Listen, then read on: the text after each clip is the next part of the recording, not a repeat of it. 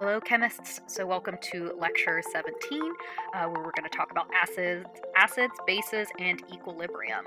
So, this is all happening in aqueous solutions. So, it's directly related to our discussion of solutions in the previous lecture. So, I'm going to work through these slides kind of quickly because this material will be on your final. And remember that your final is open note. So you can print out these notes or have them on another device as you take your final. So I'm going to work through the content kind of quickly while focusing on the practice problems where we can apply these concepts in question type format. All right. So acids and bases. So we encounter these daily. Some example of acids that you encounter: lemon juice and vinegar. Some acids. Bases include baking soda and soaps. Uh, Properties that we can observe to differentiate acids and bases. So acids tend to have a sour taste. Especially, obviously, you're not going to be tasting pool chemicals, but lemon juice and vinegar have a sour taste, and very high concentration. Acids we call corrosive, and that can cause damage when you have a high concentration of acid. Bases, on the other hand, we have baking soda and soap. Property that you might feel: bases are rather slippery, so especially if you have softened water and you wash your hands with soap, you can feel your hands kind of being slippery. And very high concentration of bases we call caustic. So, we can have observations to differentiate acids and bases, but on a molecular scale, how are they different? So we can categorize acids and bases using an Arrhenius type definition. So this definition of acids and bases talk about the difference in terms of hydrogen cations and hydroxide anions. Acids will liberate or donate a hydrogen plus cation. So that's our Arrhenius definition. Bases, on the other hand, will donate or liberate a hydroxide uh, anion. So this is considered our base. Hydrogen plus is considered our acid. So some examples of Arrhenius type acids include nonmetal oxides. They are acidic. So any nonmetal element with oxygen connected to it. So CO2, NO2, these are examples of nonmetal oxides that are acidic when they're in water, so when they're aqueous. Bases, on the other hand, any of our metal oxides will be basic. So, for example, sodium oxide or calcium oxide, those are examples of bases. So, how do we know that CO2, our nonmetal oxide, is acidic? So there's kind of like this trick that you can do. I guess it's called magic breath, but as chemists, we don't use the word magic. There is a chemical explanation behind this. So the basis of magic breath is that you have a lime water solution where you put an indicator in it. So phenolphthalein is an indicator, and it turns pink when it is exposed to base, when it's in a basic environment. That's what lime water is. Lime water is just calcium hydroxide. So in our breath, we know that we inhale oxygen, and as we metabolize all the things in our body, we exhale carbon dioxide or CO2. We know carbon dioxide is acidic, and when you take with a straw, you breathe into the solution and bubble it. You see that carbon dioxide, because it's acidic, will actually neutralize the base that's in the water, and you can see that it neutralizes the base. It becomes acidic. The water becomes acidic, and the indicator, phenolphthalein, will turn clear when it is in an acidic environment. So essentially, this magic trick is showing that you can turn the solution pink to colorless. So I should say colorless, just by using your own breath. And so that is an example of showing how CO2 is one of our non-metal oxides that is acidic when in water. So back to our Arrhenius definition. I said that acids will liberate or donate a hydrogen when added to water. And so what I mean here, it donates a hydrogen cation. So here's an example. hydrogen chloride or hydrochloric acid or HCl, when we dissociate our cation and our anion, you see that chloride is our anion, hydrogen plus is our cation.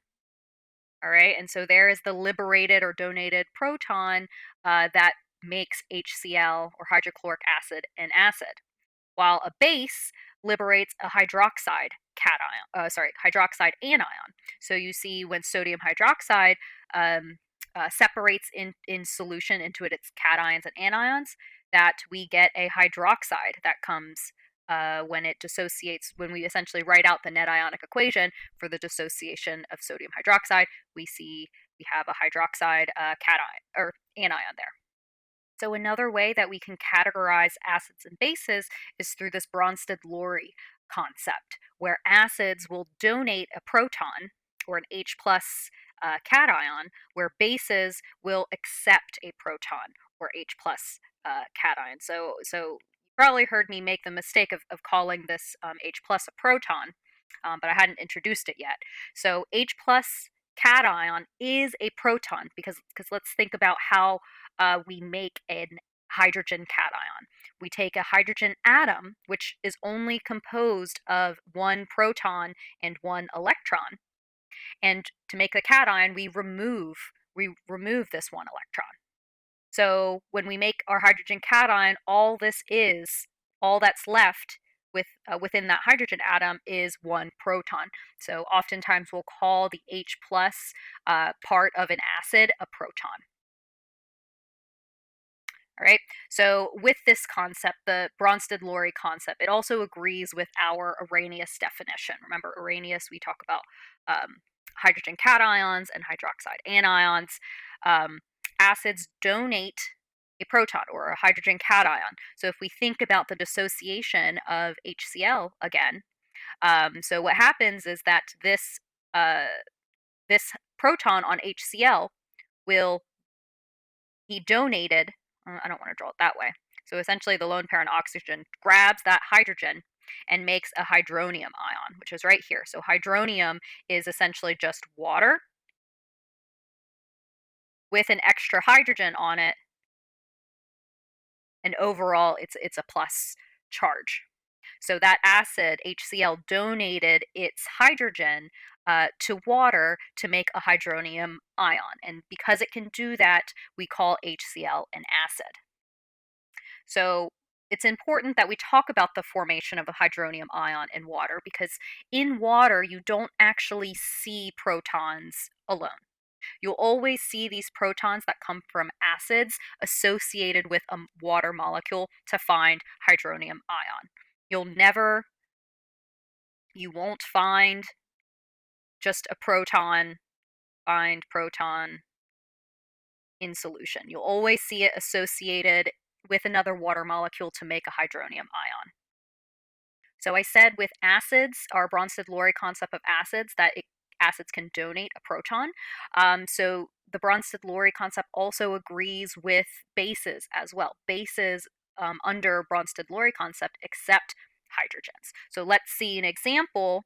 So ammonia, NH3, is an example of a base that can accept a hydrogen. So you saw in our other example, water grabbed that proton, right, to make hydronium. So with ammonia and it acting like a base, it does the similar thing where the lone pair on ammonia actually grabs that hydrogen. See, bases accept hydrogen, and we make this ammonium compound. And so if we grab a proton off of water, what's left of water, so remember, water looks like this. All right, and so if we grab one of those hydrogens, if ammonia grabs one of those hydrogens, what's left over is a hydroxide. All right, and so the presence of that hydroxide after our ammonia base accepts or steals one of those hydrogens from water, what's left over is the hydroxide, which agrees with our Arrhenius definition of a base will liberate a hydroxide molecule or hydroxide anion. So the reason that we talked about two different concepts here, the Arrhenius definition and the Bronsted-Lowry definition of acids and bases, is that this expands our definitions of acids and bases. We don't have to only think about compounds that have hydrogens or compounds that have hydroxides in them. It expands our definition. It can be more than just H plus and OH. So I like the Bronsted-Lowry concept that acids donate a proton or hydrogen cation, bases will accept a hydrogen cation. So some examples of acids, HCl. I mean, the dead giveaway for acids is that all acids will have to donate a proton, so there needs to be a hydrogen in there somewhere. So you can see that we have some acids. But within bases, we don't have to have an OH group there. As long as it accepts a proton, a hydrogen cation, it can be a base. So for example, sodium hydroxide, because of that presence of a hydroxide, it is a base, and NH3, because it can accept a proton, the lone pair on that nitrogen can grab a proton, it accepts a proton, it is considered a base. So we have our two categories, acids, right, donates protons, bases, accept protons. As you were listening to me, go through all of these equations for acids and bases, you might have noticed, well, water, H2O, could either accept a proton or it could donate a proton. And if you caught on to that, good job, because water is special. In some substances can actually both act as a base and an acid, and water is an example of that. So in our acid equation here, I said that water, when we put an acid in it, could steal one of those hydrogens. So in that case, water is accepting a proton. I'll say H plus, accepting a proton, H plus, right? So it's acting like a base, or it's acting like a Bronsted-Lowry base, right? And then in our second example, the dissociation of ammonia in water, I said that ammonia could grab one of those hydrogens, steal one of those hydrogens from water. So water is donating a hydrogen cation to ammonia. So in this case, water is acting as an acid. And so in these examples, water is both an acid and a base. So we don't call it an acid and a base. Another term for it is we say it's amphoteric. An amphoteric substance is a substance that can either gain or lose a proton. So essentially, it can act as a base or an acid, and water is our best example of a substance that can behave amphoterically. Again, water everywhere. It's the universal solvent. It's amphoteric. It can be an acid and a base. It's great. Water's great. So now that we have the basics of acids and bases down, let's talk about equilibrium. So equilibrium is another way to think of chemical reactions that actually haven't progressed the whole way. So up until now, we've only really talked about reactions going to completion. And a way that we signify that is a reaction arrow in one direction. So equilibrium is a dynamic process where the reaction actually goes in both directions, and we use these double arrows to denote that. So I kind of gave you a hint in equilibrium in acids and bases, and it'll be important when we talk about weak acids and weak bases. So when a reaction occurs, especially with an equilibrium process, at a certain point, a reaction will approach this equilibrium state. At equilibrium, the forward reaction balances the reverse reaction, meaning the net forward direction that the reaction goes is equal to the reverse. So for each reactant that becomes a product, essentially the forward reaction, there's an equal amount of product becoming reactant. So there's no net change in concentrations of products and reactants. And so here's a graph kind of showing that. So when we have a reaction that reaches equilibrium, there's no net change in the amounts of reactants and products. So here is a graph showing that. So as you begin a reaction, you start to make products. But then at a certain point, you don't make any more products. And if you track the amount of reactants that you have, right, you only start with reactants, and over time it decreases because products are becoming reactants. At a certain point in time, both of those concentrations will level out.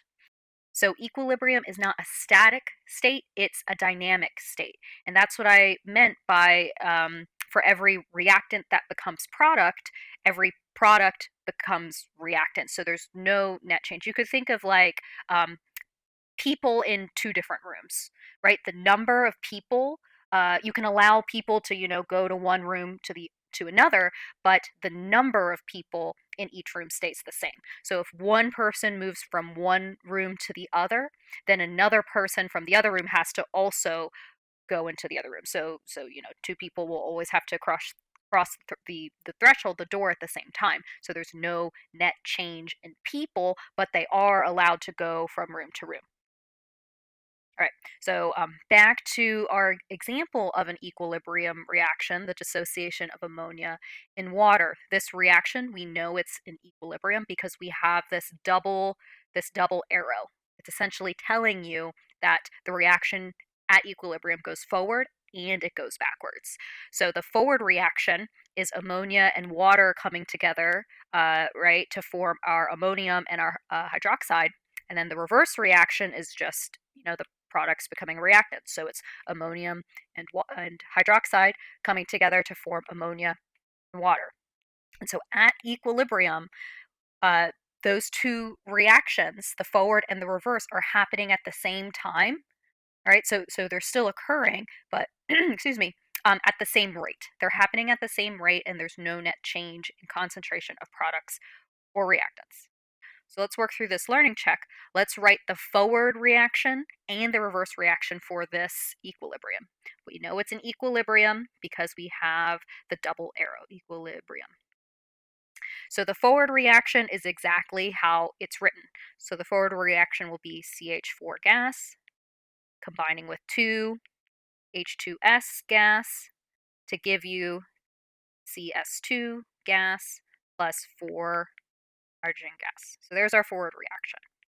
Our reverse reaction is just the opposite. So we write the products. So CS2 gas plus 4H2 gas. All I'm doing is just copying it down exactly as it's written. Subscripts, coefficients, states, and all. And then our products will be the reactants because this is the reverse reaction. So CH4 gas plus 2H2S gas. So at equilibrium for this particular reaction equilibrium, both of these reactions are going on at the same time. So I've told you that in equilibrium reactions, both the forward and the reverse reactions are happening at the same time.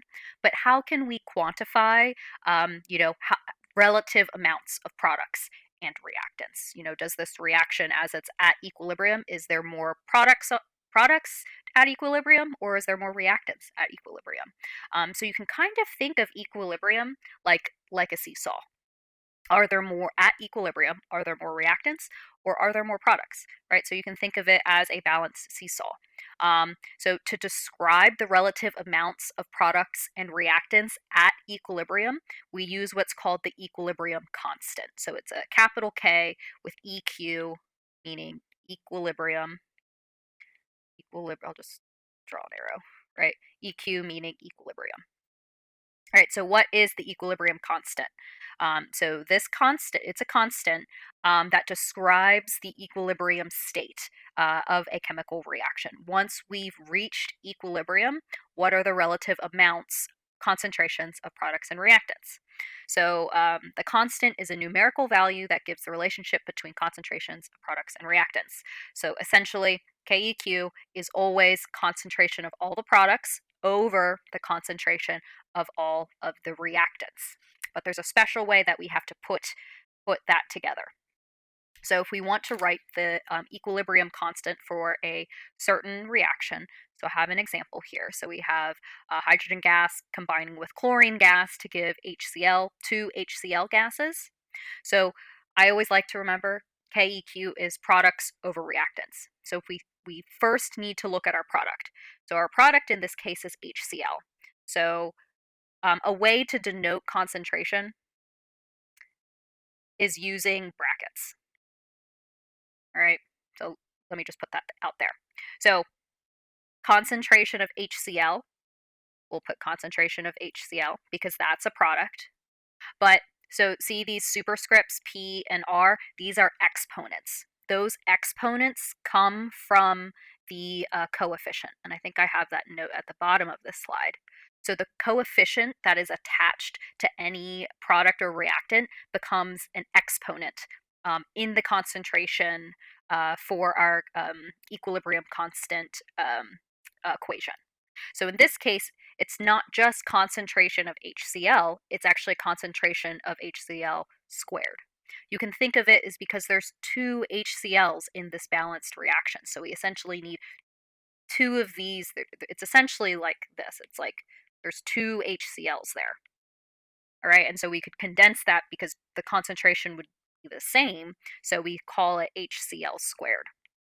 And then we put the concentrations of the reactants. So let's look at the reactants. We have hydrogen gas, right? And so there's a 1 coefficient implied here. So you can think you have a 1 exponent on that concentration, but 1, it's the same number. You don't need the exponent. And then in this case, our other reactant is chlorine gas, again with an exponent of 1. And so, right, the coefficients that are in the balanced chemical equation will become exponents in your different concentrations. So it's very important that you have a balanced chemical reaction before you attempt to write out your equilibrium constant. All right? Okay, so once you get a equilibrium constant for a chemical reaction, what does it mean?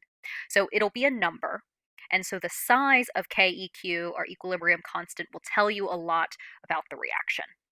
So if you remember, our equilibrium constant is products over reactants. So if you have a large number for KEQ, that means that the reaction favors the products. That KEQ will have a large number in the numerator and a relatively small number in the denominator. So that means that there's a large amount of products while you have a small amount of reactants. Then again, if you have a small equilibrium constant, typically we say if it's less than, so if KEQ is less than 1, I'll say if KEQ is more than 1. So if you have a small KEQ, it's less than 1, the reaction will favor the reactants. Because if it's less than 1, that means that you have a small number in the numerator, and that's your product, and you have a large number on your denominator, right? That would make a small number, and that is related to the concentration of your reactants. So that's why a small KEQ means that the reaction at equilibrium will favor the reactants. And then finally, if let's say KEQ is 1, it's very close to 1, that means that the concentration of reactants and products are relatively the same, right? Because, that means KEQ, we have the same number on the top and the bottom, right? That would equal 1, and we know it's products over reactants. So those concentrations are relatively similar to one another. Okay. So here are some examples of some equilibrium constant values for different equilibrium reactions. So let's just kind of look at the size of our equilibrium constants here. I know they put C, just pretend it says KEQ.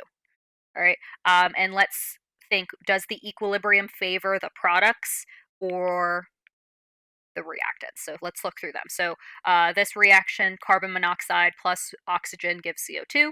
KEQ is a huge number. It's 2 times 10 to the 11. So there's like 11 zeros.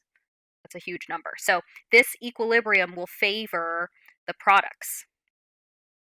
All right, so if you bring in carbon monoxide and oxygen together, you're most likely to have CO2. There's going to be a lot of CO2, not so much carbon monoxide and oxygen. If we look at the next one, so hydrogen gas combining with S2 gas to give H2S gas. Again, this is a very large number, so this reaction favors the products. All right, next one is ammonia, the formation of ammonia. So here in this reaction, it's 1.6 times 10 to the 2. So what? That's 100 and 160. Yep, 160. So that's a pretty large number. So this reaction also favors the products, but not as much as our previous two examples.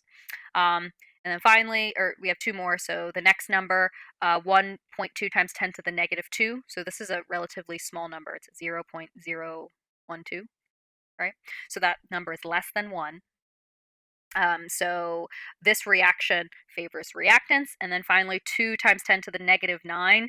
That's a tiny, tiny, tiny number. So this reaction favors the reactants. I'm actually going to backtrack and say that this middle one, it's kind of more equal. I say it's kind of more equal. The Haber-Bosch process is a way to make ammonia, and chemists and industrial chemists find it very difficult to make ammonia. So I'm going to call this more equal. So there's one more point I want to make about equilibrium, and that's what types of numbers go into products over reactants. I already said that it's concentration of products over concentration of reactants. So we can only put things into the reaction, into our equilibrium constant equation that have concentrations. So in this case, especially concentrations that change. So the only things that will go into our equilibrium equation are things that are aqueous or things that are gases. So that means liquids. Do not include liquids or solids in your equilibrium expression. So liquids, solids, do not include in KEQ. And the reason for that is solids, because they're not homogeneous within our reaction mixture, don't have a constant concentration uniform throughout the whole reaction system. Liquids, on the other hand, is usually the solvent, so water, and so in a lot of reactions that occur in water, the concentration of water doesn't change that much. So even if you're making a little bit of water in the chemical reaction, it's not enough to actually change the concentration of your solvent, essentially. So liquids and solids do not include in the equilibrium constant. But anything that is aqueous or gaseous, you do include into our equilibrium equation. Concentration of products over concentration of reactants. And then one more thing, these equilibrium constants are temperature dependent. So if you look up equilibrium constants, KEQs, for different reactions, you'll see different numbers at different temperatures. And we'll actually kind of talk about this in the next section, stressing equilibrium. Changing the temperature changes the reaction equilibrium. That if you add heat to a reaction, products or reactants might be more favored, and in that process, you change the reaction, you change the concentrations of things, so therefore you change the KEQ. So when you look up KEQ values in literature, you'll see a KEQ value for a certain reaction at a bunch of different temperatures. So yeah, and then I'll point out again that the coefficients in any balanced reaction, when you write out your equilibrium constant, become powers or exponents in your KEQ expression. So in this case, this isn't written right. Ha, that's not written right. All right, it's concentrations of products over reactants. So it should be HCl. Good job, Dr. Wynn. HCl squared up top because that's a product, and H2 gas to the 1 power because there's a 1 coefficient, and Cl2 gas. All right, so products over reactants, remember coefficients become exponents. Okay, so now let's talk about stressing an equilibrium. This is one of my favorite things to teach, Le Châtelier principle. But anyway, so what do I mean by stressing an equilibrium? So I told you, once we achieve equilibrium, that equilibrium state, that dynamic state, right? The net forward reaction is the same as the net reverse reaction. Think of that equilibrium, once we've reached equilibrium, as a seesaw. So if we disrupt the system at all, if we add more product or more reactant, we change the temperature, we change the pressure, those things will stress the equilibrium, and the reaction has to react, or has to counteract what you changed, the stress that you put on the reaction system. So what did I say? Change any change to the system will affect the equilibrium, right? It will no longer be in equilibrium if you stress it. So the system has to alleviate the stress in order to achieve equilibrium again. So there are different ways that you can stress an equilibrium, and we'll talk about all of these. If you change the concentration of products or reactants, if you change the pressure of the system, or if you change the temperature of the system. So let's talk about that. So this all comes down to stressing an equilibrium is about Le Chatelier's principle. So this principle, it's one of my favorite things to teach. It's very conceptual. When you put a system under stress, has to that equilibrium has to shift in order to alleviate the stress. So you can think of these equilibria as a seesaw. So any type of stress will change the numbers that we put in our equilibrium equation, and it might not be at equilibrium anymore. So a shift needs to occur. Either the reaction goes forward or backwards to reestablish your K equilibrium constant, because equilibrium is a constant. So essentially you change one of the numbers, then everything kind of has to rebalance itself in order to achieve KEQ again. All right, so the three different stresses I talked about. So if you change concentration, you're literally changing KEQ equals, concentration of products over reactants. KEQ reactants,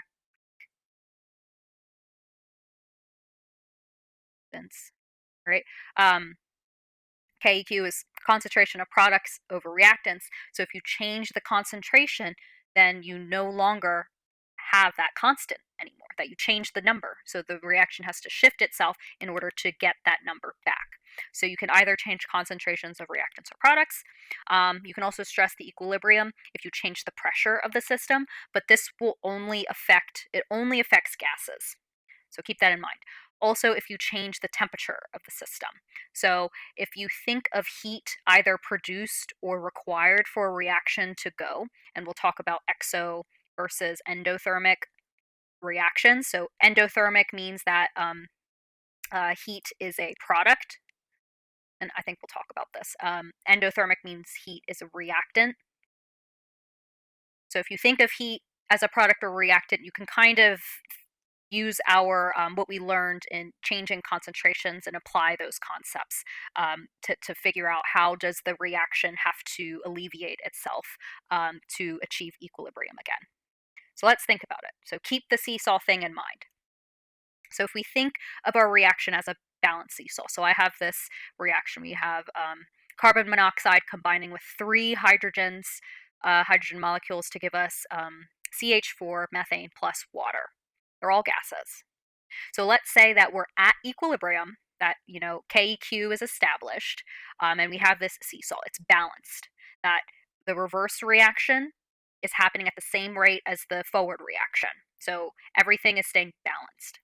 So if we add more reactant, essentially we're making the seesaw go down on one side. So the seesaw is gonna go like this. Well, I don't. My camera's backwards, but the one side of the seesaw will go down if we add reactant. All right. So if the seesaw goes down, use your experience with seesaws. In order to get back to a balanced seesaw, we have to push down on the other side. So if we add reactant, this is our stress. How the reaction will alleviate itself is it will produce more product to push the other side of the reaction down to alleviate that stress. So if we add reactant, that's our stress. The equilibrium must make more product. So this is essentially how it alleviates that stress. All right, so the reaction must shift to the right or to the products in order to reestablish KEQ. All right, so really the seesaw analogy works perfectly with Le Chatelier's principle and stressing equilibria. So let's use that seesaw analogy to think through what type of response does the chemical reaction have to do to alleviate these different changes in concentration. So these are our stresses. How is the reaction going to respond? So the first one we already talked about. If we add a reactant, we're essentially pushing down on the reactant side of the equilibrium. So our seesaw is like this. So in order to alleviate, us pushing down on the one side, the reaction is going to go forward to make more product. So if we add reactant, the response will be to make more product. So that means that the forward reaction is going to dominate here in order to alleviate that stress of adding a reactant. All right, so the next one. What if we remove reactant? So I said adding reactant pushes down on the seesaw. So removing reactant, right, we're lightening this, we are lightening our reactant side of the seesaw. So you can think if we remove reactant that you're kind of like pushing up on this side. So the new seesaw will be, instead of balanced, it'll be like this.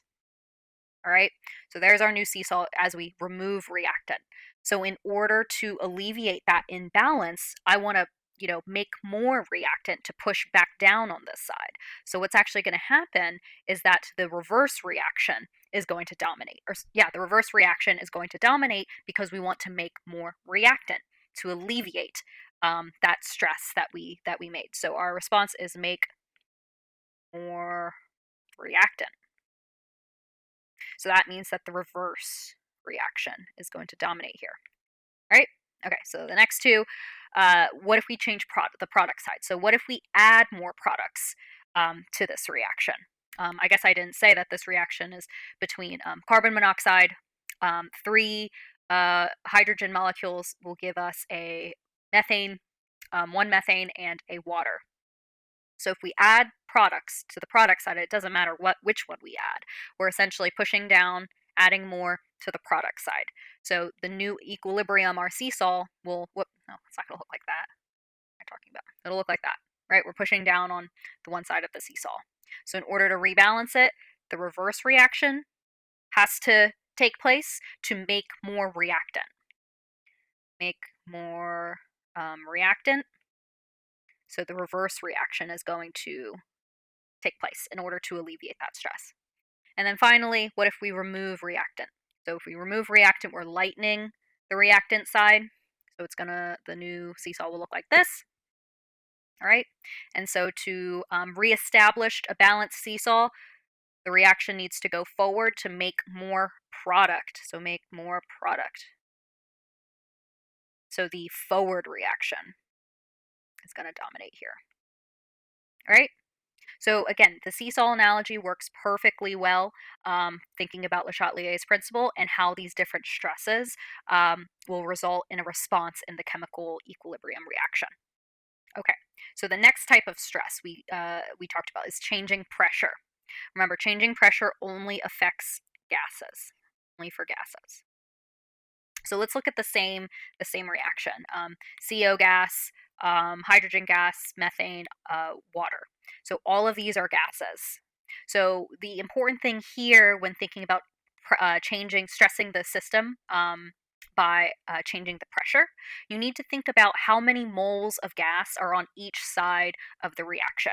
So in this case, if you look at all of the gases, there's 1 mole of gas coming from CO, and there's 3 moles of gas coming from hydrogen gas. So the reactant side has 4 moles of gas. There's 4 moles of gas on the reactant side. If we look at the product side, there's 1 mole coming from methane and 1 mole coming from hydrogen. So there's only 2 moles of gas on the product side. So if we increase the pressure, how this reaction will try to alleviate itself is we want to reduce the pressure, so we will favor the side that has fewer gases. So if we increase the pressure here, the reaction will shift to the products because the product side has less moles of gas. All right, so if you increase the pressure, you want to alleviate that pressure by making less moles of gas. So it shifts to the products for this particular reaction. So you must count the number of moles of gases, only of gases. So this works because we only look at gases, to alleviate that increased pressure. So let's look at this. So if we increase the pressure, I already said that the reaction will favor the side that has fewer fewer gas fewer gas moles. So if we increase pressure, the reaction will favor products or go towards the products. So that means it's the forward reaction. So what if we reduce pressure? So you just have to think of the opposite. If we reduce pressure, then the reaction will favor the side of the reaction that has more moles of gas. So if we reduce pressure, we want to actually go towards the side that has more moles of gas to kind of build up that pressure that was once at equilibrium. So this is the opposite. Reaction will favor reactants. So we're going to go backwards or reverse. There's also other ways I could ask this. I could say, well, maybe not pressure. What if I, decrease volume? If I decrease the volume of the container, that's the same thing as saying we increase pressure. It's the same thing. If we decrease volume, we're squeezing on the system, we're increasing the pressure. So you'll follow the same rules here that if we decrease volume, we're actually increasing pressure. So the reaction will still favor the side that has less moles of gas. So in this case, the products. Or I can ask it, what if I increase volume? So I'm essentially, if you increase the volume, you're gonna decrease the pressure of the whole system. So decrease pressure. So it's essentially it's asking the same thing here. If we increase volume, we're decreasing the pressure, so the answer will be the same as these two. So for decreased volume, the reaction will favor products. If we increase volume, the reaction will favor reactants, because products has less moles of gas, reactants has more moles of gas. Okay, let's do a learning check here. So let's predict any shift in equilibrium for these different changes on this particular reaction. So our different answers we can have: does it shift to the products? Does the reaction shift to the reactants? Or does no change occur for these different stresses? So if this first one, if H2S is added, so let's locate where H2S is on this equilibrium. H2S is a product. So we're essentially adding more product. So, think of your seesaw. We have our seesaw. It'll be like this. We're adding more product. So in order to alleviate that, this reaction is going to shift to the reactants in order to alleviate that. All right.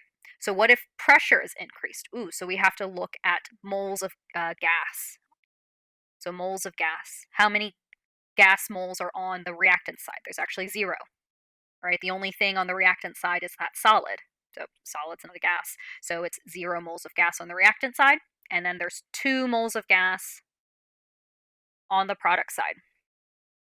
So if pressure is increased, we're going to shift to the side that has less moles of gas. So in this case, we are going to shift to the products, because the product side has less moles of gas. So we're essentially that's how we'll reduce the pressure after we've stressed the system.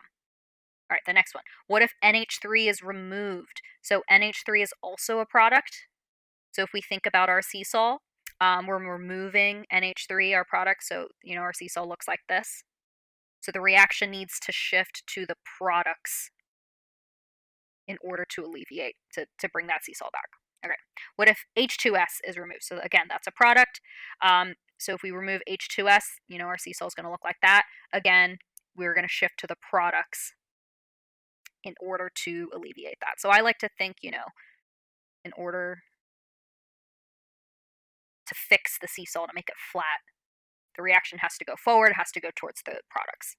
And then finally, what if our ammonium hydrogen sulfide is added? So this is a reactant, all right, but we have to be careful here. So this So ammonium hydrogen sulfide is a reactant, but it's a solid. So when we add solid, does that change our KEQ? No, it doesn't. So adding solid does not change KEQ, because this reactant would not even be in the equation because it's a solid. So does not change KEQ, so no change occurs for this last one. All right, so that was like a trick one. All right, so let's talk about the last stress on an equilibrium, and that's change in temperature. All right, so before I introduce these stresses, we need to define uh, heat of reaction. So we experienced a lot of different reactions in lab. Sometimes you felt the test tube get hot. Sometimes a reaction required heat in order to get started. And so what we're describing here are endothermic and exothermic reactions. So an endothermic reaction, heat is required for the reaction to occur. In an exothermic reaction, heat is emitted during a reaction. So if we think about it, in an endothermic reaction, is heat a reactant or product? Well, if heat is required for a reaction to go, that means that heat is a reactant. In an endothermic reaction, since heat is emitted, it's given off. That means that heat is a product. So if you keep that in mind, whether heat is a product or a reactant with endothermic and exothermic reactions, then you can kind of use the same the same skills that we did for changing concentration. All right, if we add heat to a reaction, we're essentially, adding more heat in whatever side of the reaction heat is on, depending if it's endothermic or exothermic, will stress the system there. So what do I mean by that? Okay. So we're going to look back at this same reaction of carbon monoxide and hydrogen gas. So this reaction, I didn't tell you, but it's endothermic. This is endothermic reaction because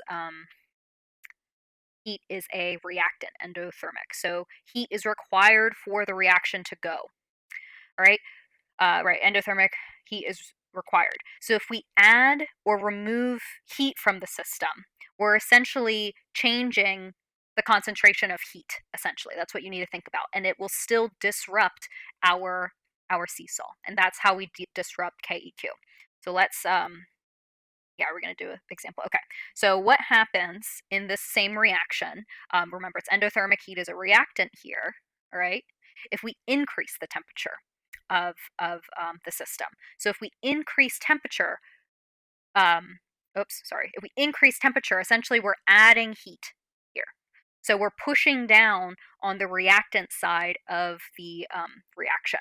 We're adding more heat. So the reaction is actually going to go forward if heat is required for the reaction to go. All right, so see how we've disrupted our seesaw? So in order for the reaction to respond, it's going to move forward. All right, so the response here is that we're going to favor the products, that the reaction goes forward. So just think of heat as another reactant or product, right? And then finally, if we decrease temperature. So if we decrease temperature, it's like we're removing reactant. That heat, we're removing some of that heat, all right? We're removing reactant. So our seesaw is going to look like this, right? If we're lightening the reactant side, our seesaw will look like that. So in order for the seesaw to alleviate itself, the reaction is actually going to go backwards to balance that out. So the response here, if we decrease temperature for an endothermic reaction, is that it's going to favor the reactants, that the reaction is going to go in reverse. Right. So again, just think of heat as like a reactant or product, just like in our first, changing concentration stuff. Let's look at the other kind, an endothermic reaction, or sorry, an exothermic reaction. So here's a different reaction. It's actually just the reverse reaction. But so we have methane plus oxygen to give CO2 and water. Oh no, it's a different reaction. And it's exothermic, so it gives off heat. So heat is a product. All right, so heat is our product. So if we increase temperature, we're providing more heat. I'll do a different color. All right, we increase temperature, we're increasing heat, we're adding more product. Adding more product. All right, so just like changing concentration, or if we're adding more product, all right, that's what our seesaw is going to look like. So to alleviate this, the reaction is going to go backwards to make more reactant. So favors reactants. That the reaction is going to go in the reverse, right? So then if we decrease temperature, we're essentially removing product. Again, you have to look at where heat is in the reaction. Is it a reactant or product? Think about that when given, is it endothermic or exothermic? So if we decrease temperature, all right, we're taking away the heat, which is on the product side. So our seesaw will look like that. So in order to alleviate this, the reaction is going to move forward to favor the products. So we're going to favor products. So the reaction is going to move forward. All right. Okay. So those are all three different stresses. So let's kind of just tie it all together with this learning check. So let's figure out the shift in equilibrium for each of the changes. So remember, our possible answers is, will this shift to the products? Will it shift to the reactants? Or will we see no change? So we have two NO2s, gas, plus heat. So this is an endothermic reaction. To give two NOs and one oxygen. So what if we add NO? So if we add NO, we're adding product. All right, so our seesaw is going to look like that. So we want to shift to the reactants. Shift to the reactants to alleviate that. Okay. So if we add NO2, NO2 is a reactant. So our seesaw is going to look like this. So in order to alleviate that, we'll shift to the products. All right, they're all gases here. All right, so if something was a solid, that would kind of be like a trick question. Adding solid does not change KEQ, so there would be no change. All right, so what if we lower the temperature? So lower the temperature. Heat is a reactant, so just treat it as such. So lowering the temperature is essentially removing heat. So our seesaw will look like this. We're removing one of our reactants, so this is going to shift to the reactants. All right, what if we remove oxygen? All right, we're removing oxygen. Oxygen's a product, so our seesaw is going to look like that. So this is going to shift to the products in order to make our seesaw nice and balanced. And then finally, increasing volume. So this is like a kind of tricky. Essentially, increasing the volume is the same as saying decreasing pressure. We increase that volume, we're decreasing pressure. All right, so that means we have to look at moles of gas here. So moles of gas, so there's 2 moles of gas on the reactant side, and then there is 1, 2, 3 moles of gas on the product side. All right, so if we decrease pressure, we're going to favor the side of the reaction that produces more moles of gas in order to increase that pressure back again, to get us back to where we were previously. So decreasing pressure, we're going to favor the side with more moles of gas. Favor more, we want to make more moles of gas. So that means that this will shift to the product side. All right, so that summarizes Le Châtelier's principle. Using the seesaw analogy is the best way to do that.